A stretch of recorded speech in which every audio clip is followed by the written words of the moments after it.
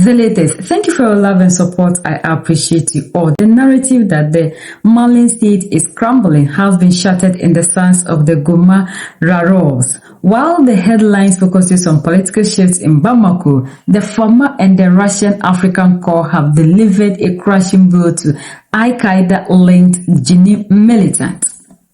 Look closely at the aftermath. This isn't just a retreat, it is a raid. Abandoned technical and the black flag of the insurgents left in the dust. The militants attempted a coordinated strike on this strategic northern town, but they walked into a trap of superior air power and disciplined ground resistance. Moscow has confirmed that recent strikes have decimated militant convoy before they could even deploy. The logistics of the insurgents are being cut off at the root.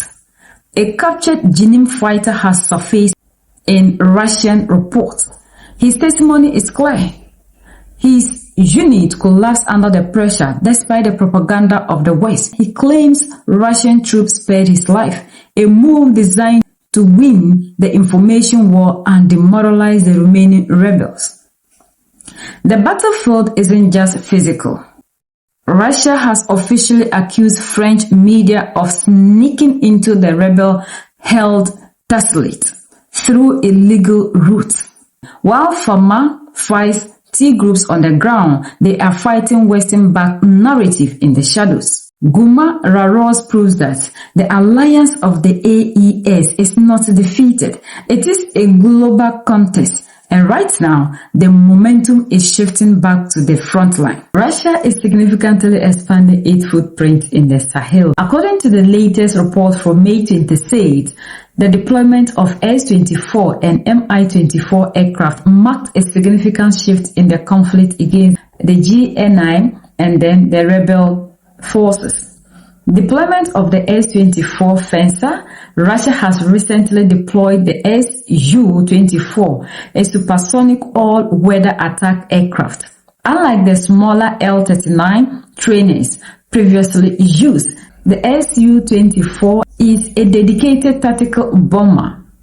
Russia is making sure that this war against these people is won. And the more reason to which we are seeing that Russia is doing this is because of the rumors that was spread about the Russian African Corps. Because when the first attack happened, we saw the misinformation that was circulating online, claiming that they have abandoned. Some even said they signed an agreement with these people and they left. So all these things, when the President Vladimir Putin heard this, he wasn't happy. So he has decided to now come into this battle with full force. These flying tankers are being used for a search and destroying missions along the front line, providing essential close air support to ground troops in areas like Goma Rarov.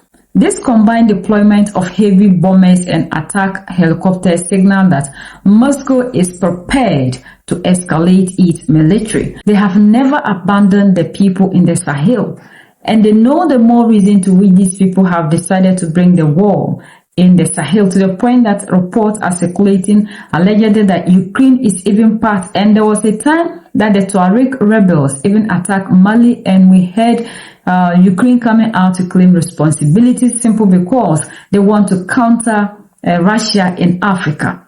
But with all these things that are happening and the forces that are backing them, we are seeing that there's a change.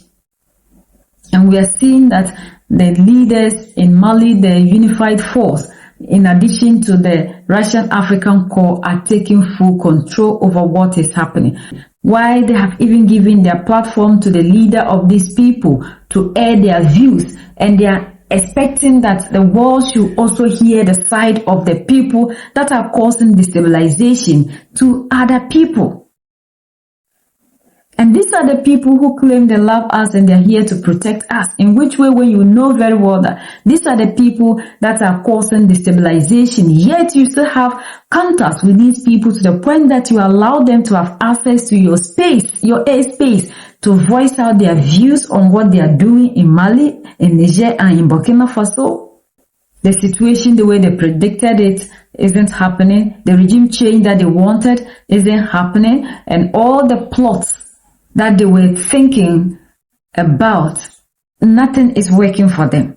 All their plans have been neutralized. That is the most important thing. And we need to understand that what is happening in Mali is for us all. And the time for us all to start seeing ourselves as one people, to unite, to help defend our continent is now. It saddens my heart that you still see people who are preaching Pan-Africanism to us, and these are the same people who are just watching other people cause things in the continent. And when they finish, they are the same people who give us the speeches about Pan-Africanism, how they love the continent and what we need to do. And this time round, they are not going to allow people to do this. But what is happening in Mali? We have not seen these people coming out to show the world the unity that they always preach, and how as Africans we need to come together to fight to protect ourselves. These leaders are always good at speech. When it is time for these leaders to show the world what really makes them Africans, we see how best they are as Africans. And the time for us to see ourselves as one people is now, because what is happening in Mali is just the black winter. And the time for us to all stand up in unity to fight, to defend the motherland is now. And Russia, we are glad that we are having Russia that is helping with the defense and the protection and the security in Mali.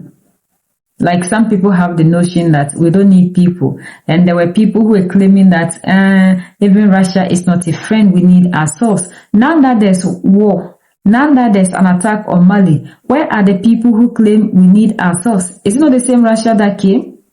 So we need to stop deceiving ourselves because we don't want to say something in order to be at the crossroad. You know, we don't want to be bad in the sight of these people. We have this notion that we don't need anybody. For now, the Africans do not have what it takes. So you need people. Even these big nations have allies. We are seeing Russia and China and other places joining forces. So why do you think that you, an African who has nothing, doesn't need an ally at this point in time? United we stand, divided we fall, and united we keep standing forever and ever. The greatest enemy of the African is mental slavery. So let's decolonize ourselves from mental slavery. Let's keep sharing to educate our brothers and sisters. Together we'll make Africa great for ourselves and the next generations that are going to come. So that's the latest around the world in Africa, West Africa, and in Mali.